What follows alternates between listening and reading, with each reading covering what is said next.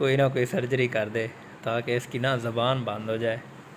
वैसे ये बंदा तो ठीक है, लेकिन बस ठीक ही है बंदा, ठीक है। अब ये मुझे तंग करने के चक्कर में है, लेकिन ये बंदा बड़ा गुड है। इससे पूरा मतलब ओआर वाले मजाक करते रहते हैं, लेकिन इसने कभी भी माइंड नहीं किया, कभी भी। एक केस हमारा ख़त्म हो गया जो सेप्टोप्लास्टी था।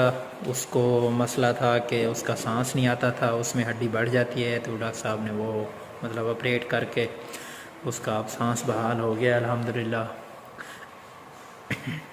अब नेक्स्ट पेशेंट हमने शिफ्ट करवाना है, और मैं इसमें मतलब पिक्चर भी दिखाऊंगा कि उसमें डॉक्टर साहब ने क्या की है, ठीक है।